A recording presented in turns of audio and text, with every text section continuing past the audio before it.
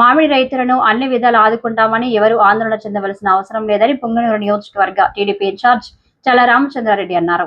చిత్తూరు జిల్లా పులిచెర్ల మండలం ఎన్జీఆర్ కళాశాల వద్ద ఉన్న మామిడికాయల ర్యాంపును మంగళవారం చల్ల రామచంద్రారెడ్డి పరిశీలించి మామిడి కొనుగోలుపై ఆరా తీశారు.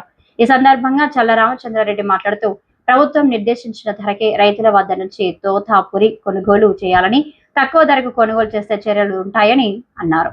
ఈ కార్యక్రమంలో రాష్ట్ర కురబ కార్పొరేషన్ డైరెక్టర్ ఉయ్యాల రమణ, తహసీల్దార్ జయసింహ, టీడీపీ నాయకులు బండ్ల రమేష్, మురళీనాయుడు, మల్లెల సురేష్, బండ్ల కిరణ్, మహేష్, హెచ్ఓ సంతోష్ కుమారి తదితరులు పాల్గొన్నారు.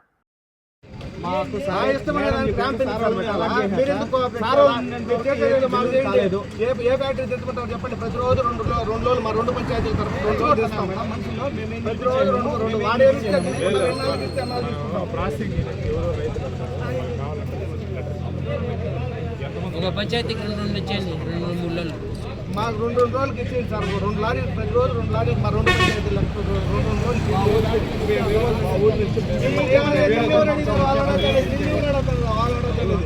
నేను వాటర్ స్ట్రీట్ లేదని అడిగితే నువ్వు వాడు మాట్లాడాడు వాటర్ స్ట్రీట్ జనరల్గా రైతులు పర్మిషన్ మేము అడుక్కుంటున్నాము. నేను కూడా పంచాయతీ ట్యాక్స్ కట్టి ర్యాంప్ పెట్టి తోలు. నువ్వు పంచాయతీ ట్యాక్స్ కట్టి ఫస్ట్.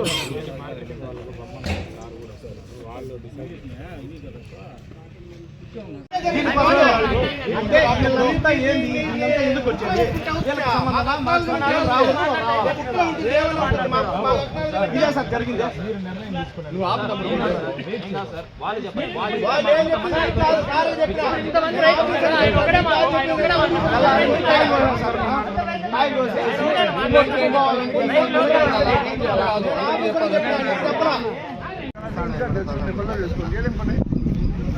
అదే చెప్పాము.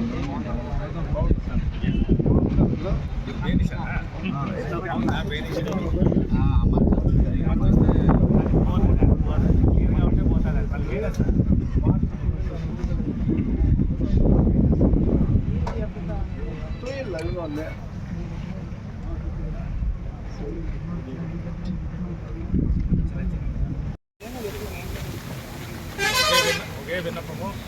ఎందుకంటే ఈరోజు ప్రభుత్వము